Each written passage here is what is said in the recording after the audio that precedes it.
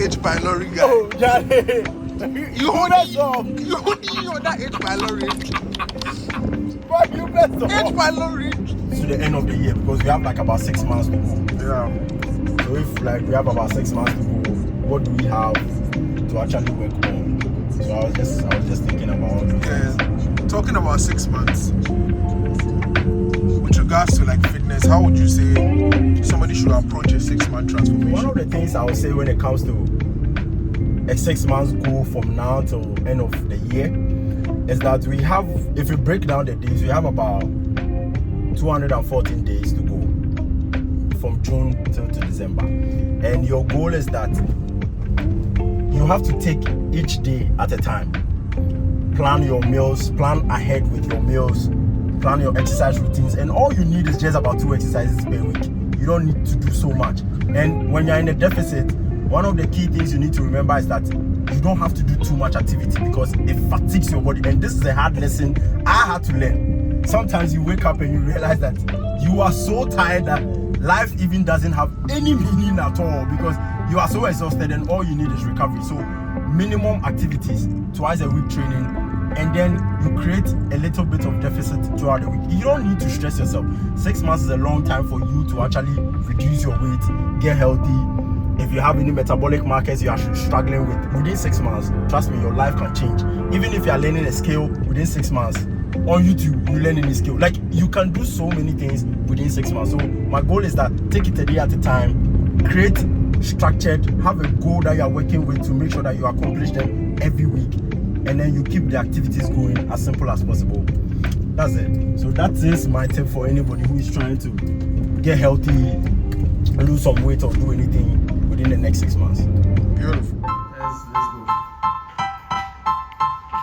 Style. Yeah, that's the same thing I was trying with. Style is the answer to everything. A fresh way to approach a dull or dangerous thing.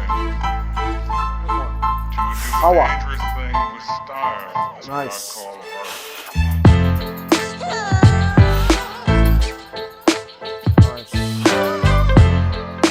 That's okay. Boom. What would you say? What one thing would you say has really kept you in shape that you didn't rebound after losing weight? Like based on your experience, because you have been like a very big person.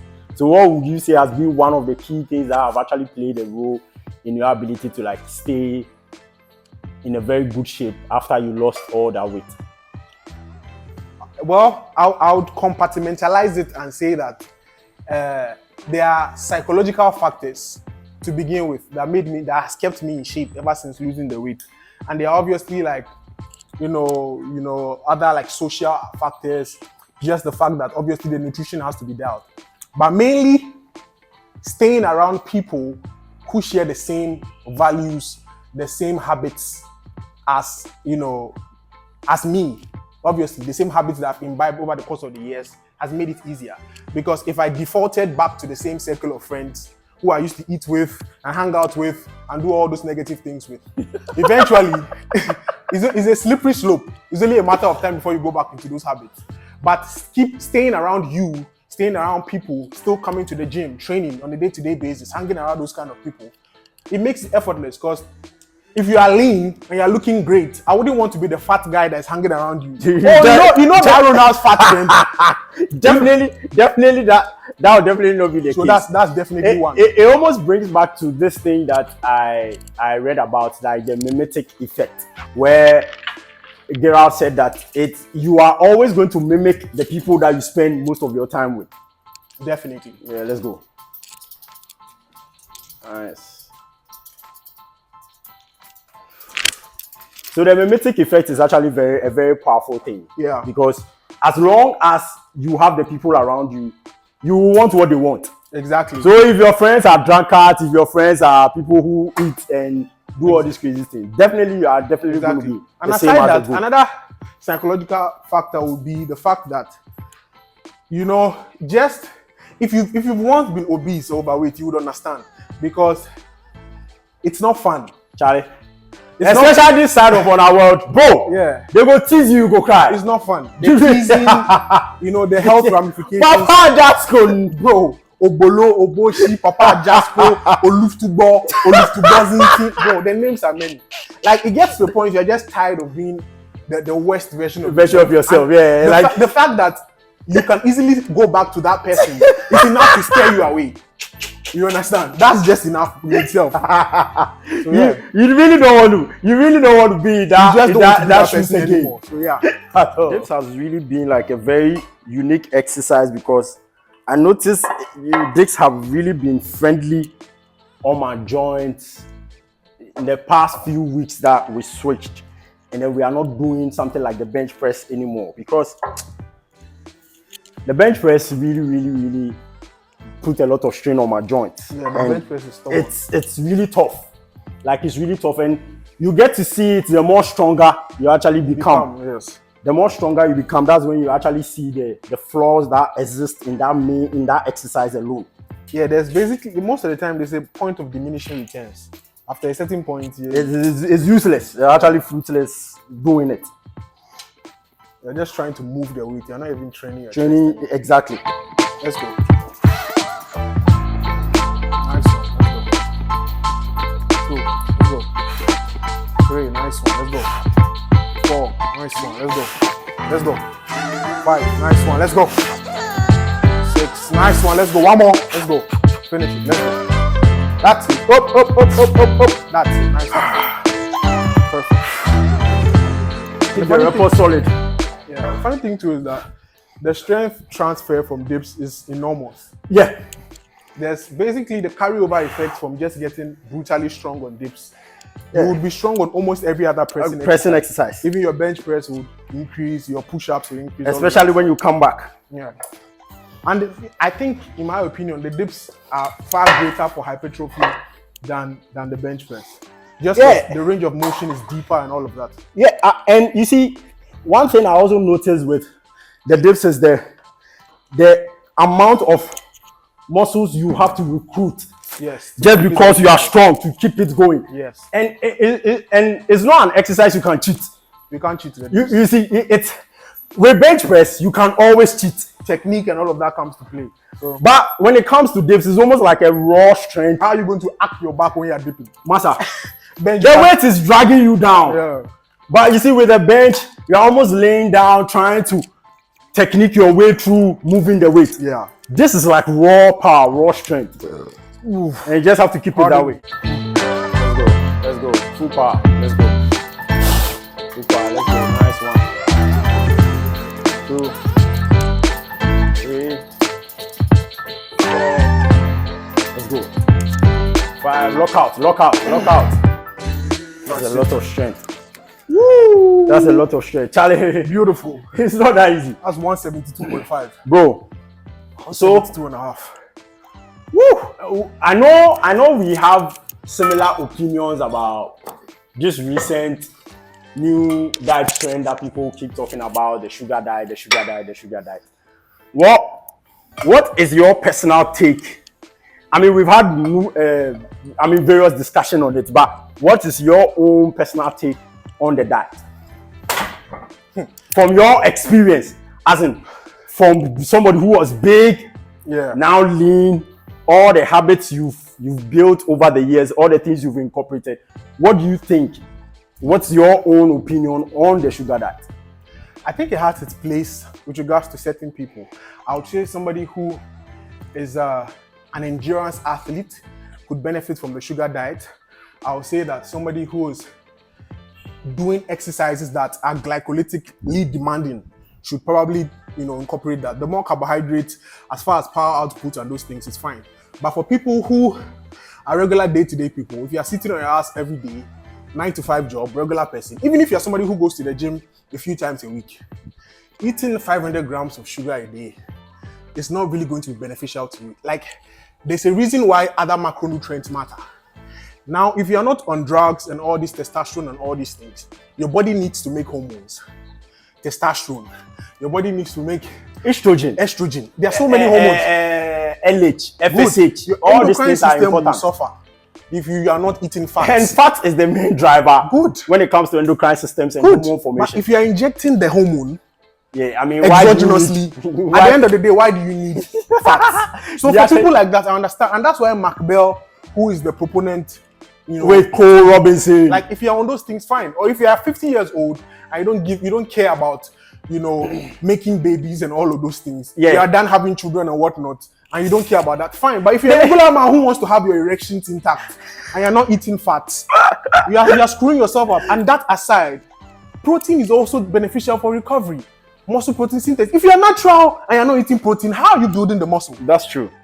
Yes, the That's carb true. is fueling your performance, but the protein is what is causing recovery, And then- synthesizing, like muscle protein synthesis. All these things come to play. To play, yeah. And the other side of it for me is that, to begin with, why are you fat? You are fat because you are not even, your activity is even low. Exactly. To begin with, Exactly. you are eating more than you actually burn. Exactly. So even you moving into doing things like sugar diet and eating all these amounts of jellies and sugar and all this stuff, like, what is the whole goal? Exactly. What is the central point? I would say that, like, if you're going to do short sprints of like having carbohydrate for a few days, only carbs, maybe 2 or 3 days, that's fine. Your body has a particular span of time where it can handle pretty much no protein. It's almost like when you fast for 3 days, it's the same thing. You're not eating protein when you're fasting. Yeah. So obviously, even if you are eating some fruits or some sugar whilst you are quote unquote fasting, you're even still getting some benefit as compared to like not eating at all, which is more difficult. So like 3 days, if you are trying to have some smoothies, have micronutrient rich fruits and all of that, it's beautiful. But if you are going to go like for eternity or for a month or whatever, if you are even relatively lean and doing that, you are screwing yourself up. Straight. But if you are obese, fine. You have can enough get away. fat to go away. Yeah, If you you're can 200 pounds. You see, 500 pounds, good. He's not even up for debate. yeah, so it really depends. Somebody like me and you, one we might benefit if we do it for like 48 to 72 hours. But after that but if you are 500 pounds and you have, like, you are supposed to be lean at, let's say, 140, 150 for the regular meal, and you are 500, that's 350 pounds of fat. You don't need to eat more fat, at least for a while. your body can try. Your body will thrive on it. On that try Your body will be market. happy safe. Your body will be trying on Thomas Delaw's market. That market. So, I mean, that's my thoughts. It actually made sense. But my last take is even. Like, even let's say we've trashed all these other opinions. The main driver is that when it comes to highly processed, ultra processed foods, the key thing why a lot of people are actually running away from it or even stopping, and the whole advice or the premise of fitness and health and wellness is that inflammation is one of the key components of eating ultra processed food. So if now that becomes your main driver, what do you think you're doing to yourself? Yeah, exactly. Are you not sparking so much of inflammation in your body? Yes. If you're actually, even though, yeah, some people might say elimination, FGF21 and all those things, but at the end, the premise of even we advising people is that some of the diet, some of the chemicals, some of the stuff actually affect your body negatively.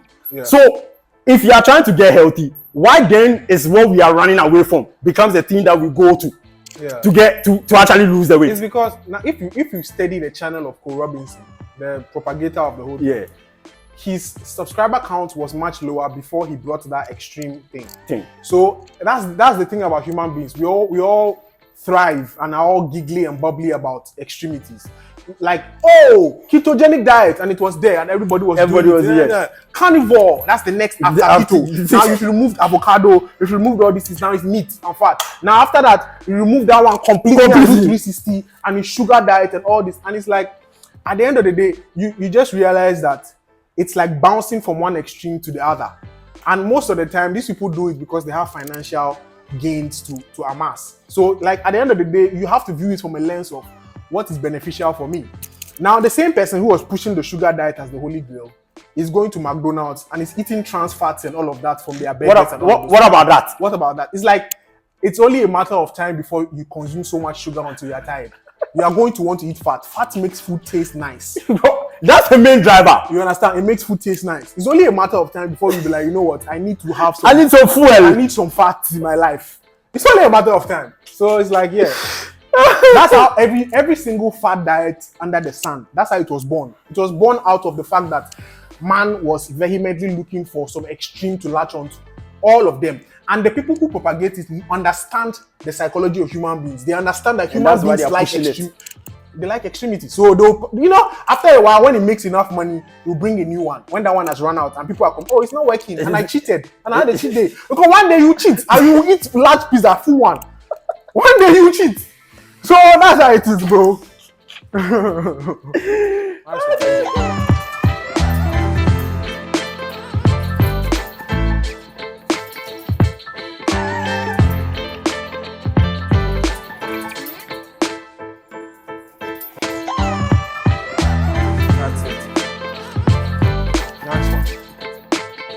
Let's go. Let's go. Nice. Finish it. One more. Up, up, up, up, up. Hold the weight with your thigh. That's okay. Still dope set.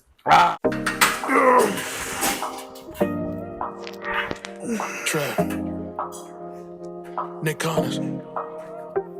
Yo, girl. This is your night. I'ma make you feel right. Let's say heartbreak gone. Now she's so strong. Now she on a higher level. You gotta be on. This is her show. Now you gotta perform. If you don't like it, then you better be gone in the morning. She won't roll over. All she got is her. When it's all over, looking at her purse. Fendi all over. She my universe. Send me all over. Tell the DJ, bring it back. Got some deuces. So what is your personal opinion about people always reaching out? I mean, I know you kind of get this thing from people where it's like, oh, Charlie, bro, you lost weight and I've gained weight and I need to kind of lose some weight because it's like I'm getting bigger and fatter, and you kind of get this thing randomly because you have been there. You've really been extremely fat and now you're like very lean in a healthy place. You don't struggle with sleep or any of all these things. So what's your opinion? How are you able to tell this person is serious and this person is not serious and all those stuff? Well, that a lot of times that's dependent on the fact that the people, in my experience, a lot of the people who talk about it and do like a ton of preparation and like basically go and blow the horn on top of the hill telling everybody about the fact that they want to lose weight always are the ones who end up not executing.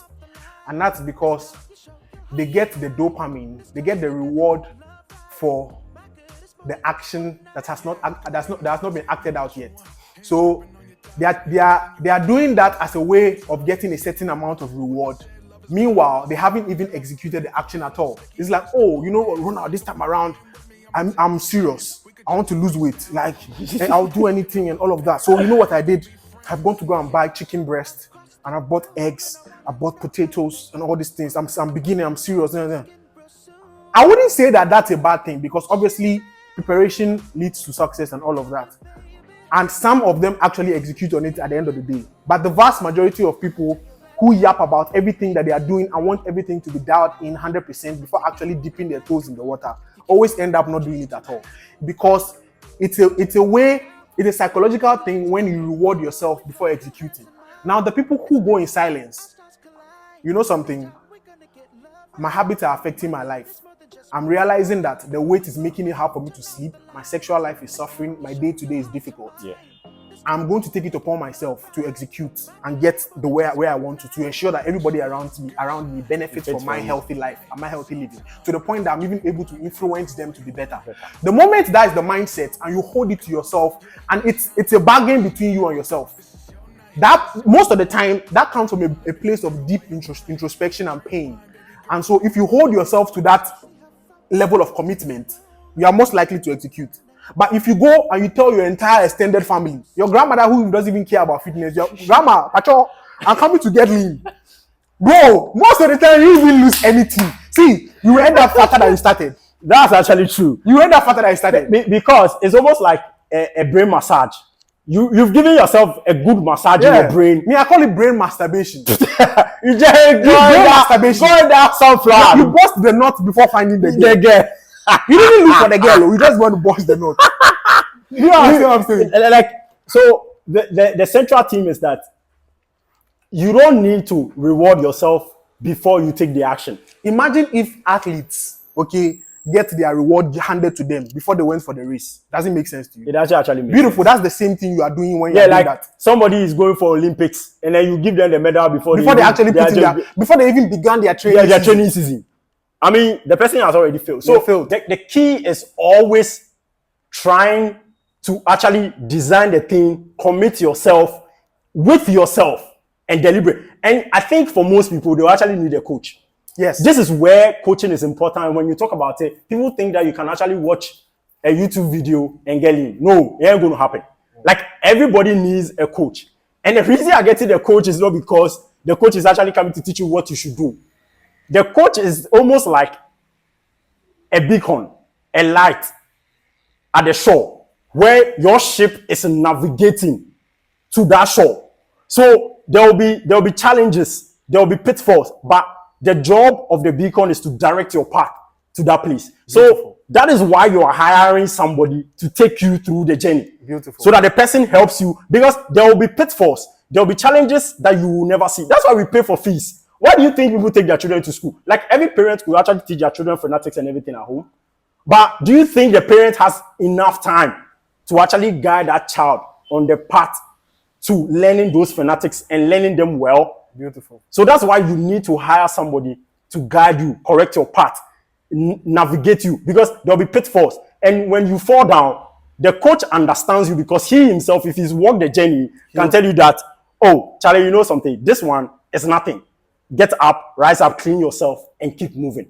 And that's why good coaches are not here to come and tell you that do 3x4, 3x6. No. If it was 3x4, trust me, like, you can find multiple videos online to do. Exactly. It's not just by 3x4. And it's also a program. If it's program, you can always download. There's multiple programs you can download and follow. Yes. But a coach is here as a beacon of light to your path. It's simple. All the information is online, basically. Actually. And some of the greatest bodybuilders have actually said that, you know, going to the gym and like doing the cardio and all of that's the easiest part. I'm telling you. Meal prepping and all of that. It takes you 30 minutes. 30 minutes to prep 1 your hour meal. to prep your meal, all these things. That's the easiest part. But you know, those difficult times where you have nobody to actually steer your path is what is the most difficult part. And accountability is the main factor that I believe is like the most result-driven thing with regards to transformation. Accountability. Yeah. The fact that somebody is holding your hand, holding you accountable to your actions. Because if it's left to you alone, left to your vices, left to your old habits, it's easy for you to fall back to them. It's just like climbing up a ladder. You can easily. Coming down is the easiest part. Going up is difficult. So it's always easy to slip into old habits. Accountability, if you have somebody who knows, you know, their weight in gold, that person will hold you accountable. And that's when, because if you know that, oh, you know what, check-in is on Sunday, I have to tell my coach, I have to show my coach the updates. You're most likely to stick to the thing as compared to if you decide to just willpower your way out of it. Willpower. By the time you attend 3 family gatherings, willpower is dead. It's thrown out of the window. You go your way. No, you go your own. Then I'll go my own. Yeah.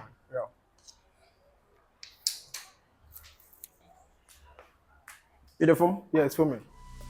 Let's go.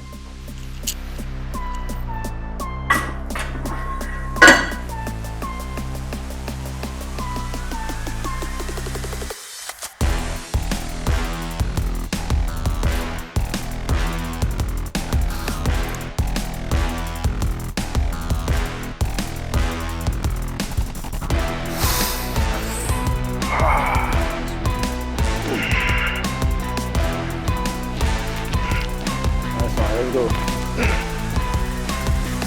Rest nice, let's go. Man.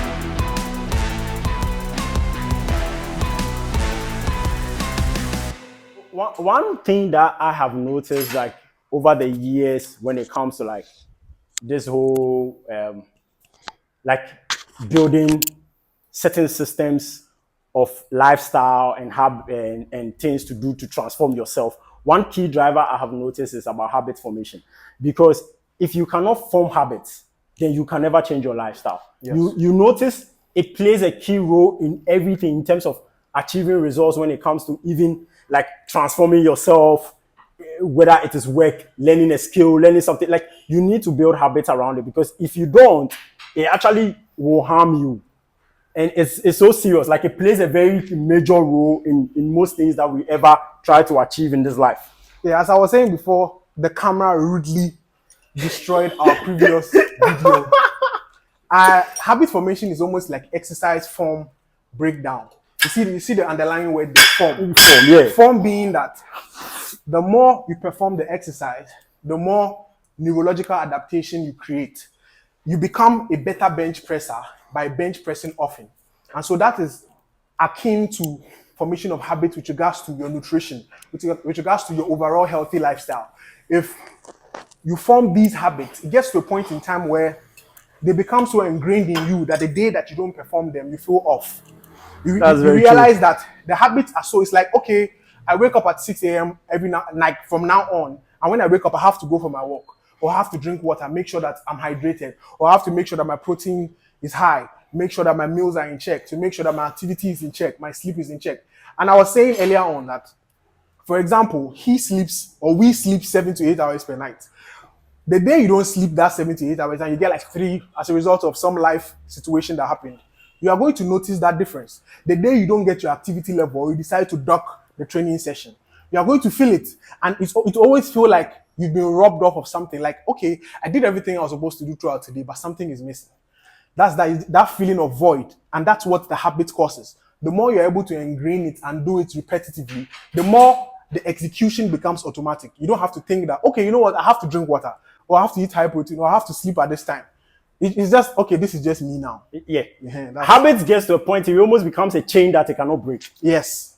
A chain that you are so tagged on that beautiful. It's so hard to break. Yes. And there's a ripple effect as a result. In every aspect. You realize that if you do your work, which you're supposed to do in the morning, or your training session, or whatever you have planned for that day, the subsequent activities would be lesser in your eyes with regards to the amount of willpower you have to exert. That's true. Because if you know that I was supposed to do my cardio in the morning and you got it done, subconsciously that's a win for the day, and automatically it will ripple across all the other things. Everything, because if you wake up in the morning and you're dipping 3 plates or whatever at the gym, every other thing else in the day is a joke. You know what I did in the morning? You understand? So it's like not coming from a place of ego per se, but you just feel like you have an edge over every other thing or every other person or every other situation.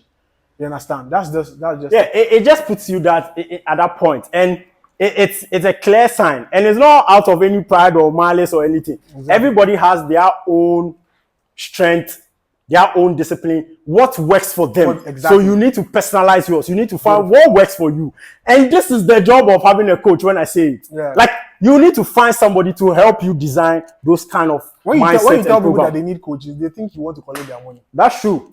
That's actually true. A lot of people kind of feel like if you talk about coaching, you just want to collect their money. But it's not that. For you to go to the next level, you need somebody to help you narrow down. That probably by getting a coach, it can actually ripple across their life to the point whereby their finances can even increase, because health is wealth. The healthier you're able to get, the more your brain could function at maximum capacity. And that will give you more money. So you might, and people don't understand that health is an investment. There's no allergy. Yes, they think that, oh, if you, why should I pay a coach to coach me? Not understanding that, okay, inadvertently, by hiring a coach, the likelihood of you performing better at your job to actually get paid well, and having to spend less on medications and all this manner of things. You are going to save money and make more on top. Because that's what I actually do with one of like my clients who actually is like a high performer and builds businesses. He's built multiple businesses as we've been working together, because we design structures, we've designed programs, we've designed thinking tank, where we even look at how his relationship with his team is like, how he leads the team, what kind of mindset he needs to build in working with each and every individual? When situations happen, how can he function to best deal with those situations? And it's like this is a person who is leading his family, he's leading multiple businesses, and as well as his own personal life. Good. So if all this aspect of his life is addressed, Won't he make more money? he's making more money. And that's why eventually he's making more money and built more businesses, which means a he's result, paying me well. you see? He's paying me So at the well. end of the day, everybody's winning. Everybody's winning. People don't understand. So you need, if you really, really realize that you are not getting to the place you want to, it means that there's a part of your life you need to take. Optimize. And the moment you optimize, that's why I'm an optimization coach. Just optimize your life and everything's going to get better. Allah, Dr. Eli. That's it. That's it.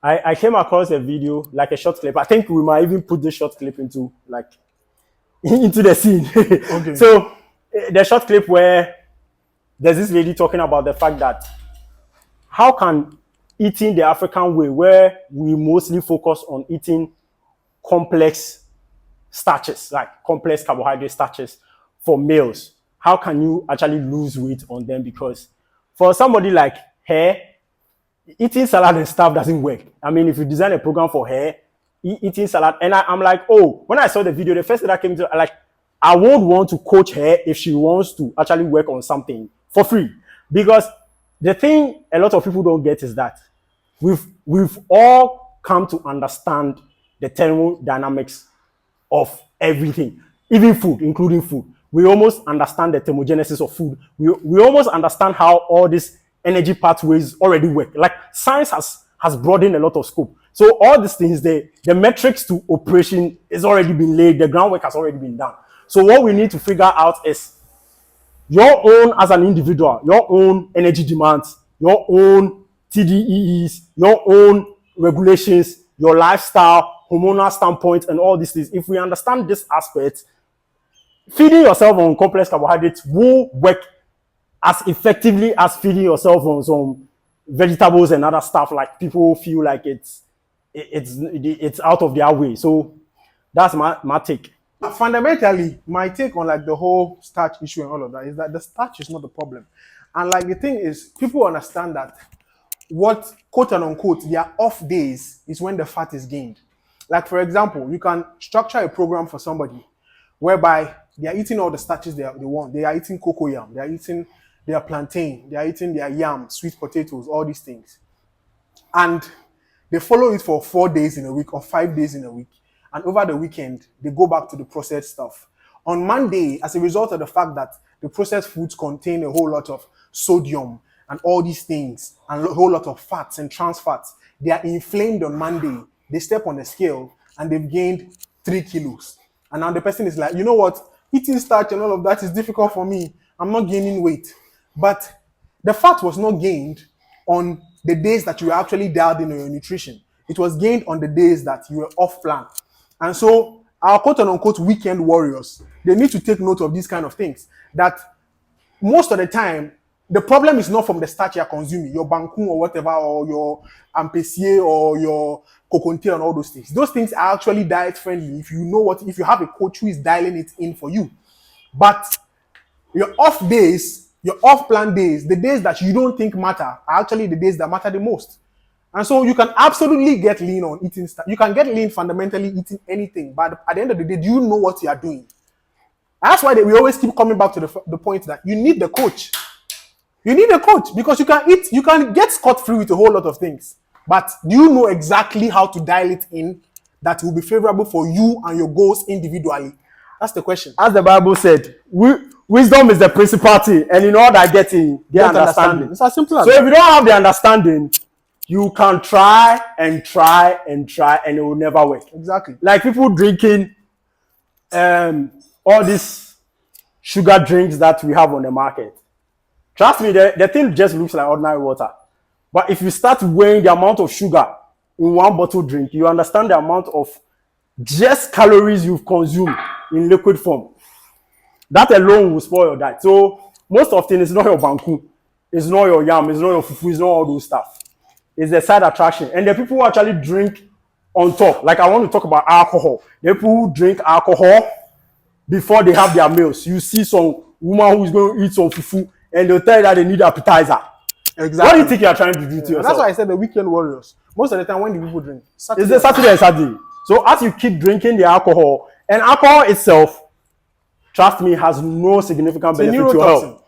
It has no benefit. Like the more you even understand it, it's something you realize that you have to stay away from. Yeah, it's not even neurotoxin. it's not even friendly to your own personal lifestyle. The mere Alcohol fact is not that- good. The mere fact that when you consume alcohol, your body has to cease every other metabolic process to get To rid of actually- alcohol. It's enough tell sign that you know what, this is probably not good for me. And And then- the mere fact that when you wake up the next day you have a hangover is also another tell sign. But for some reason, some people think that the cure It is the life. yeah, the cure to the poison is the poison. Sorry, bro. And the thing is that you are also destroying your liver because the liver is the main mechanical driver of getting rid of alcohol. Exactly. Like destroying it. All these fatty livers and stuff. Basis alcohol. So stop drinking. My advice. Double cheese. Let's go. Next one.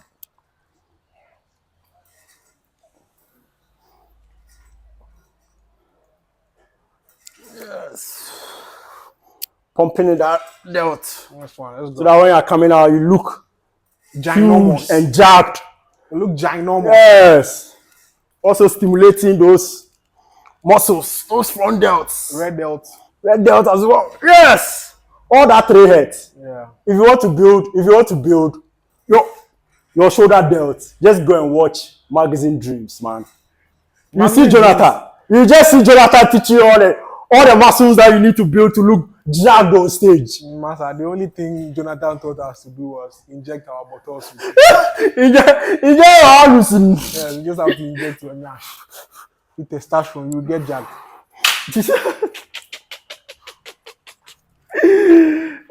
But that's actually a very nice movie, like in my opinion.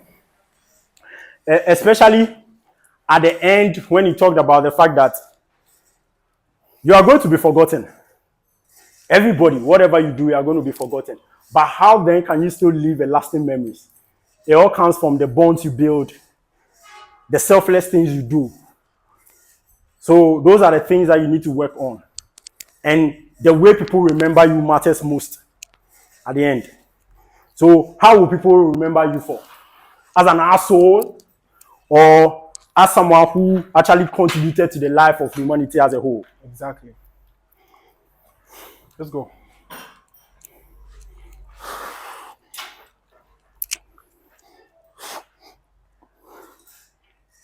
Fundamentally, what I believe should be the main focus of every individual is the fact that they shouldn't be so focused on being remembered, but they should actually offer some kind of service that would be helpful to humanity way past after their point of death.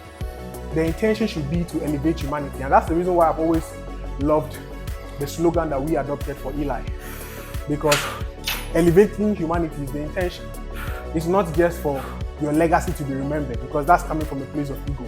Oh, I just want to be remembered, so I'm doing this. Mike Tyson's famous statement. Exactly. Why do you even want to be remembered? Why do you want to be remembered? Even if it's not ego, why do you want to be remembered? And nobody is saying that you shouldn't want to be remembered by other people. Like, we are humans. We want our families to remember us and all that. But after, whether you like it or not, inevitably, after generations pass, you'll be forgotten. Just about 2 or 3 generations. Exactly. Who do you even remember in your family? Exactly. And at the end of the day, your focus should be, you know what, how can I leave something behind that will just help people? Just because humanity needs it. And I was here. You understand? That is, it shouldn't just come from the place of, oh, like, I want everybody to remember me forever and ever, and I want to be like this. You know? You are just being egoistic. You are just being egoistic, and that's why a lot of people will actually not be remembered. And The those, fact that exactly, and those who actually focus on just being remembered end up doing dubious things that would actually make them be remembered in a negative connotation rather than a a positive one. positive connotation. But if you approach life with ease and the intention is genuine to actually elevate humanity, you'll be remembered without even wanting to be remembered. And that's why, like, the word Eli actually comes from a Bible quote. It comes from a Hebrew name that King David actually selected his main 12 warriors, and one of them is called Eli, and it means elevated one. So our slogan came from the fact that elevating humanity is the whole concept. The whole concept is me elevating myself, which actually translates into other people's life, so that it also elevates their life at the end of the day. Yeah, It's very simple. beautiful. Man. It's all about being yourself, elevating yourself. And when you elevate yourself, it actually translates into the life of the people around you. You don't necessarily need to tell anybody to do anything. Voila.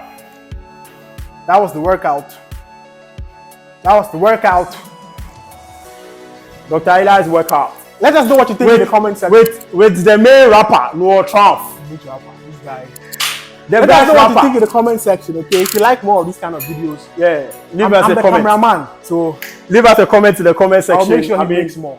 Okay, so that we work on stuff like this. Nice Yep. conversations. catch you guys in the next one. Peace.